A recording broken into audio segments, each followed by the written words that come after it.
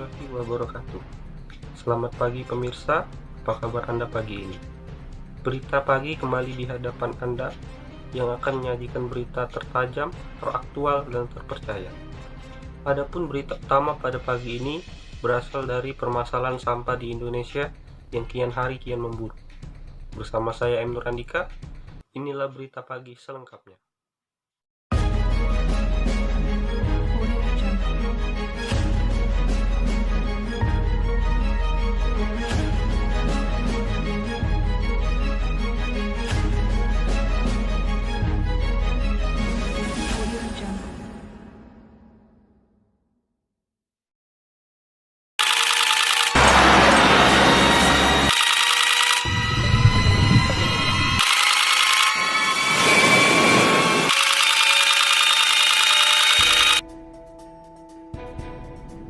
Sampah tentunya sudah tidak asing lagi dalam kehidupan kita, bahkan dapat dikatakan bahwa setiap harinya manusia pasti menghasilkan sampah.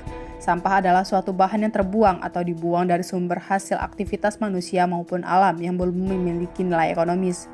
Sampah berasal dari rumah tangga, pertanian, perkantoran, perusahaan, rumah sakit, pasar, dan sebagainya.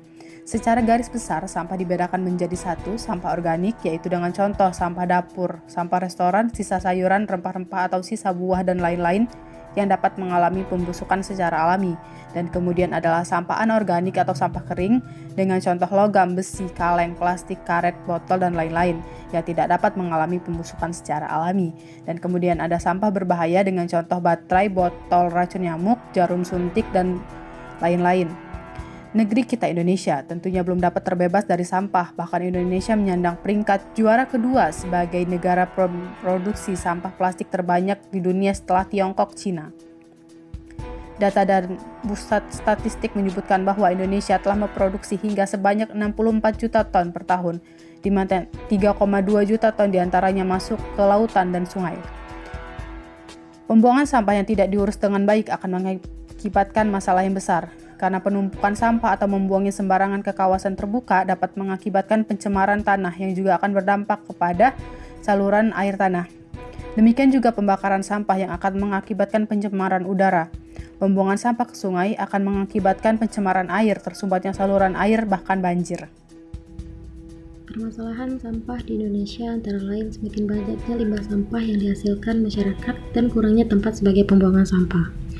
Sampah sebagai tempat berkembang dan sarang dari serangga dan tikus menjadi sumber polusi dan pencemaran tanah, air, dan udara, serta menjadi sumber dan tempat hidup kuman-kuman yang membahayakan kesehatan. Memang saat ini pengelolaan sampah memang harus dikelola dengan baik dan harus dikelola juga dengan secara profesional sebagaimana amanah Undang-Undang Nomor 18 Tahun 2008 tentang pengelolaan sampah, di mana pada intinya pengelolaan sampah itu terdiri atas dua hal. Yang pertama adalah pengurangan, yang kedua adalah penanganan.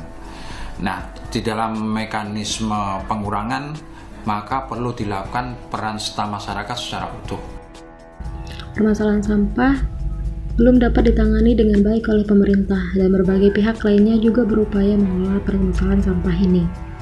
Lalu, apa saja terobosan solusi yang dapat diberikan sehingga dapat menuntaskan darurat sampah di Indonesia?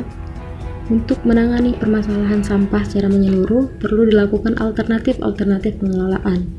Landfill bukan merupakan alternatif yang sesuai, karena landfill tidak berkelanjutan dan menimbulkan masalah lingkungan. Malahan, alternatif tersebut harus bisa menangani semua permasalahan pembuangan sampah dengan cara mendaur ulang semua limbah yang dibuang kembali ke ekonomi masyarakat atau ke alam. Untuk mencapai hal tersebut, ada 3 asumsi dalam pengelolaan sampah yang harus diganti dengan 3 prinsip-prinsip baru. Daripada mengasumsikan bahwa masyarakat akan menghasilkan jumlah sampah yang terus meningkat, minimalisasi sampah harus dijadikan sebagai prioritas utama. Sampah yang dibuang harus dipilah sehingga tiap bagian dapat dikomposkan atau didaur ulang secara optimal, daripada dibuang ke sistem pembuangan limbah yang tercampur seperti yang ada saat ini. Dan industri-industri harus mendesain ulang produk-produk mereka untuk memudahkan proses daur ulang tersebut. Prinsip ini berlaku untuk semua jenis dan alur sampah. Pembuangan sampah yang tercampur merusak dan mengurangi nilai material yang mungkin masih bisa dimanfaatkan lagi. Bahan-bahan organik dapat mengkontaminasi atau mencemari bahan-bahan yang mungkin masih bisa didaur ulang, dan racun dapat menghancurkan kegunaan dari keduanya. Sebagai tambahan, suatu porsi peningkatan alur limbah yang berasal dari produk-produk sintetis dan produk-produk yang tidak dirancang untuk mudah didaur ulang perlu dirancang ulang agar sesuai dengan sistem daur ulang. Demikian pemirsa, berita tadi sekaligus menutup perjumpaan kita pada pagi ini. Saya Mundur Andika beserta kelompok yang bertugas pamit undur diri. Selamat menjalankan aktivitas, selamat pagi dan sampai jumpa.